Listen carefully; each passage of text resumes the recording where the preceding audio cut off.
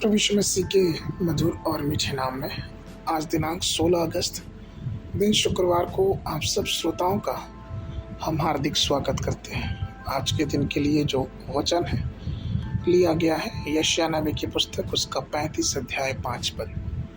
तब अंधों की आंखें खोली जाएंगी और बहिरों के कान भी खोले जाएंगे। प्रियो, एक बार एक अंधे भाई ने किसी व्यक्ति से पूछा कि महोदय, क्या आप बता सकते हैं कि आकाश कैसा है, वो कैसा दिखाई देता है?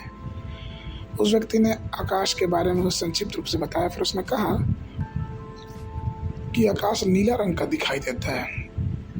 उस अंधे व्यक्ति ने पूछा कि सर, क्या आप बता सकते हैं कि ये नीला रंग कैसा होता है? अब वो व्यक्ति परेशान हो गया कि मैं इस व्यक्ति को नीले रंग के बारे में कैसे बताऊं, क्योंकि ये तो देख नहीं सकता है।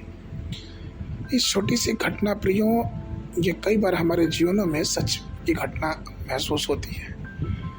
जो लोग आध्यात्मिक रूप से अंधे हैं वे ठीक उसी प्रकार से दयनीय स्थिति में है जिस प्रकार से एक शारीरिक मनुष्य अंधा है। वे ईश्वर की स्वर्गीय आशीषों के बारे में नहीं समझ पाते, वो नहीं जान पाते। इसलिए यशायाह 43:8 में कहता है कि अंधों को जिनके पास आंखें हैं और बहरों को जिनके पास कान है बाहर निकालो। प्रभु क्या कहता है कि अंधों को जिनके पास आंखें, एक आंख वाला भी इंसान कैसे अंधा हो सकता है? यह उस आत्मिक अंधेपन की बात कर रहे हैं प्रियो। मत्ती 9:27-30 में पढ़ते हैं कि किस प्रकार से जब दो अंधे व्यक्ति यीशु मसीह के पीछे आने लगे, हे दाऊद के संतान, हम पे दया कर। यीशु ने उनसे पूछा कि तुम क्या चाहते हो कि मैं तुम्हारे लिए करूँ? उन्होंने कहा कि प्रभु, हम लोग देखना चाहते हैं। तो उसने फिर पूछा, क्या तुम विश्वास करते हो? उसने उन्हें कहा, हाँ, हम विश्वास करते हैं। और यीशु मसीह ने उनकी आंखों खोल दी। मत्ती 11:5 वचन कहता है कि अंधे देखते हैं और लंगड़े चलते हैं, कोई शुद्ध किए जाते हैं और बहरे सुनते हैं, मरे हुए जी उठते हैं और कंगालों को सुसमाचार सुनाया जाता है।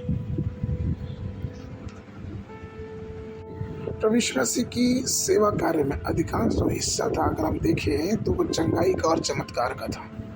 प्रभु यीशु मसीह ने कईयों के आंखों को खोला, कईयों को जिलाया, कईयों को दुष्टात्मा से जो ग्रसित थे उनकी दुष्टात्माओं को दूर निकाला।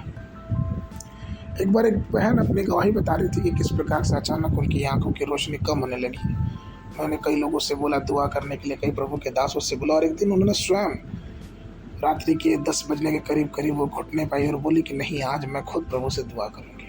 वो दुआ करने लगी, प्रभु से मध्यस्थता करने लगी और रात भर उन्होंने दुआ किया। जब वो सुबह उठी तो उन्होंने पाया कि उनकी आंखों की रोशनी जो धुंधली पड़ रही थी अब बिल्कुल ठीक थी।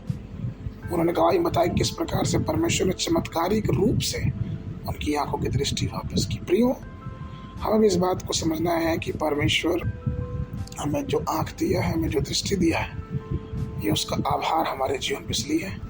उसके प्रति धन्यवादित रहें और अपनी आंखों को खोल लें उस आध्यात्मिक आशीषों के लिए जो प्रभु हमारे जीवनों पे देते रहते हैं। आज के मनन के लिए मत्ती उसका 15:31 पद। सो जब लोगों ने देखा कि उनके बोलते और टुंडे चलते और लंगड़े कूदते और अंधे देखते हैं तो अचंबा करके इस्राएल के परमेश्वर की बड़ाई की। बाइबल अध्ययन के लिए सुबह समझा संगीता 94, 95, 96 अध्याय, शाम के समय रोमियो की पत्र उसका 15 अध्याय 14 पद से लेकर 33 पद तक। परमेश्वर आप सबको आशीष देवे।